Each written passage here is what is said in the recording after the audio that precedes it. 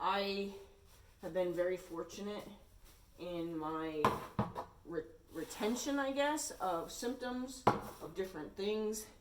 I had that same mare when she became mature, and she had her first ovulation. The minute the egg released, she was trying to get up from laying down, and she fell down. And I don't know if I called the vet about it because it was like a freak thing, and I don't think that, I watched her and nothing else happened. And I mentioned it to the vet, and the vet said, oh, she probably just happened to ovulate right in that moment, and it's extremely painful for them. And that was it. We didn't confirm that that's what happened. We didn't, whatever. But I remembered that.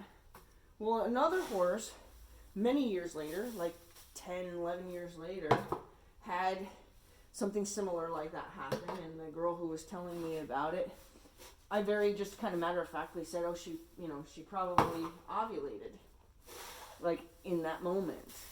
And that's probably all it was. Well, they had the vet come out anyway, which is fine. I mean, I wouldn't discourage that, And then she called me like giddy. She's like, you won't believe what? I said, she ovulated. She's like, yeah. And that's the first thing the vet asked her is, how old is she? And then that's exactly what they concluded was wrong with her, or what had happened. Because it was a freak thing, happened once, there was no reoccurring problems. And so it's just kind of, I love that, like, I've been lucky enough to retain stuff like that and be able to kind of almost have like that set my mind at ease experience. Another horse at that farm, the girl, luckily, she's a really good barn manager. She was noticing something was off about one of the horses. She noticed like one of the horses looked like it was kind of feeling sorry for itself. And not per my first request did she do so, but I said, take that horse's temperature. I went and looked at the horse, and I, quickly said, take this horse's temperature. You need to take this horse's temperature. She wasn't otherwise acting like anything else was wrong. You go through all your, well, she's not acting like she's colicking. Her eyes are clear, blah, blah, blah. You go through kind of all what you know as a manager, what you know as a horseman, to see, am I dealing with illness? There was nothing else to indicate really illness except for this, just the horse looking like it was feeling sorry for itself. Like I said, she didn't she didn't take the horse's temperature while I was there, but she took the horse's temperature when I left, which was like maybe 2 hours later. And they ended up calling the vet because she had a very high temperature. I think it was like 103. And so she called me and said, oh my God, I took her temperature and you were right. She did have a high fever. The vet's on its way. On his way. And so they came, whatever, they diagnosed it. And then she called me. She goes, you know what she had? And I told her. And she goes, yeah, how'd you know? I said, because that's the only other thing that I know would have a spiked fever like that and have no other symptoms. No other like major symptoms. And the horse had what I guess is not very well known around here, had tick fever. Or maybe like how it's called up north is tick fever.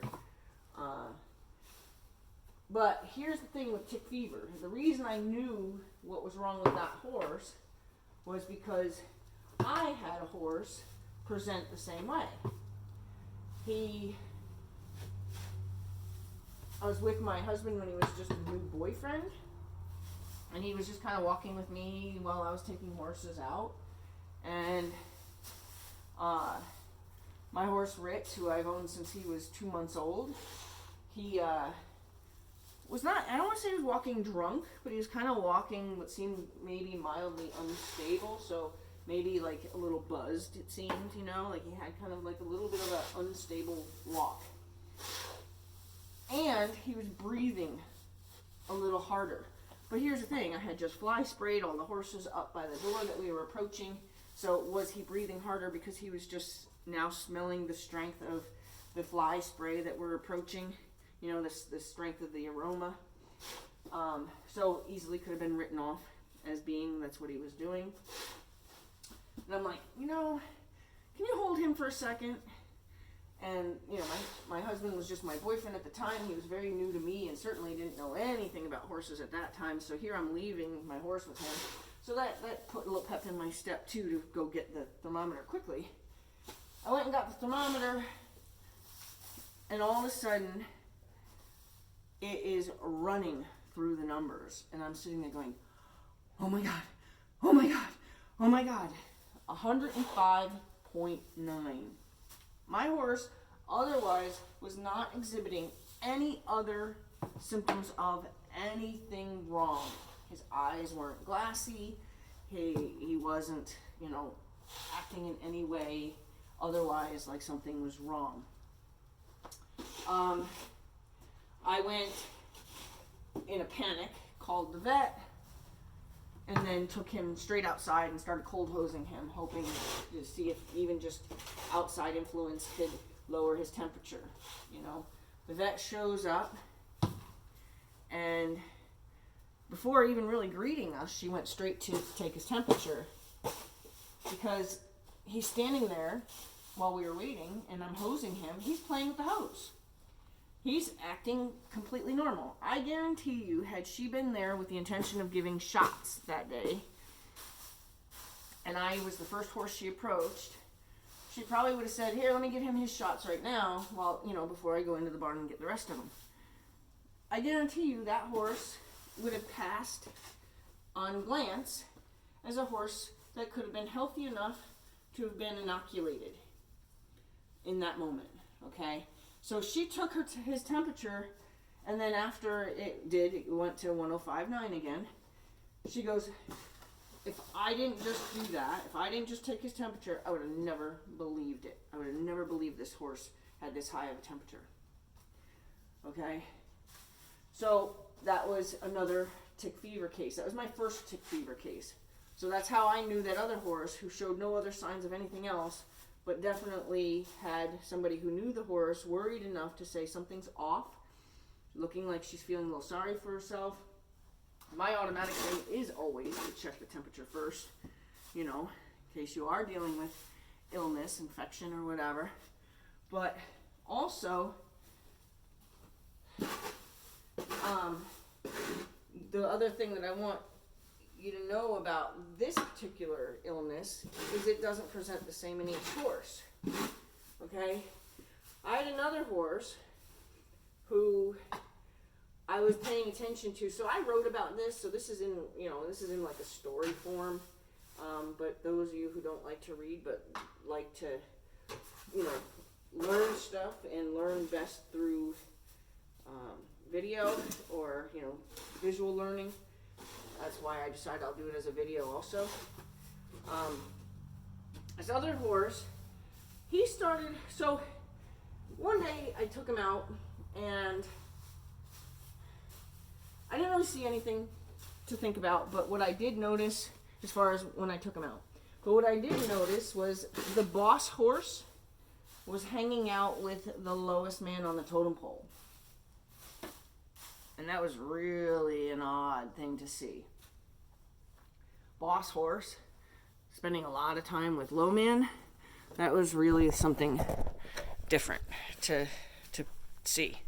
So just took a little mental note of that. Happened to, I guess, be where he was to be able to have even seen that. And he came in that night. I don't think that night I really noticed much. Maybe he started to kind of scuff his front feet. And he always kind of dragged his back feet, so I never really thought much of back feet dragging, but he and I mean, like, not drag, that's the wrong statement to say dragged his back feet, but he always kind of scuffed his back toes. And he didn't have stifle issues, it's just something he did. But anyway, I think he came in And I put him away, whatever. The next morning, I noticed that he was kind of clipping his front toe. I would even say like dragging his front feet a little bit. And that was all I noticed. Nothing major. Just all I noticed was a little like kind of lazy, and I probably even said to him, and I wouldn't even doubt for a second that I said to him, like, pick up your feet, man. And not had thought anything of it beyond that. But again, next day I noticed, that day I noticed he's 2 days in a row, he's hanging out with the lowest horse on the totem pole. That is very noteworthy. When the high horse is all of a sudden hanging out with the low man, you might want to take note to that. If it wasn't something that you ever saw before, you might want to take note to that as being, like a herd behavior, an instinctual behavior. He's not up for the job. He's not up to be the boss horse today. So he's hanging out on the bottom of the totem pole to let the next horse up know for sure he has the job. Okay? So he came in that night with fuzzy back legs. Looked like his fur was just kind of, raised on his back legs. It was a cooler time of year, the fall. And I'm like, look, and that was noted, okay? And I said, look, he's a little cold. And the only thing that would have triggered in me at that moment was maybe they are getting ready to need blankets, because, look, his legs are cold. The next morning, he dragged his toes again, his front toes, and by the time I got to the door where I normally would put him outside, I noticed his back legs were fuzzy again. I originally wrote it off for the same reason I wrote it off the night before. He's fuzzy because he's cold. And then it clicked. Wait a minute. He's coming out from in. He shouldn't be cold. I had a block barn, which was incredibly climate controlled. There's no way this horse is cold right now. No way. You could wear a t-shirt in the winter in my barn. So no way was he cold. So that was and then I pressed into what looked like fuzzy legs, and turned out it was like edema. So now I've got a horse with swollen back legs. He's kind of dragging his feet. He's been hanging out with the low man the last 2 days. Something's wrong. Nothing else would have indicated something was wrong with this horse. He was otherwise acting fine. If you were just in glancing observation of him. So I decided I'm going to go take his temperature. That's my go-to. I always take the temperature first. Plus, anytime you have to call the vet, they're going to want to know, does he have a fever? And it's like the first thing they ask. And then, did you give him anything? So I take his temperature, and he has 102 point something, 102.4 or something like that. So, of course, they call the vet. Come out, exact same illness, presented completely different. It's tick fever, presented completely different. This horse acted, I guess you could say, a little sicker, at least as far as his instincts, than the other horse. And then he had more of a physical demonstration of something's going on with my temperature. Okay?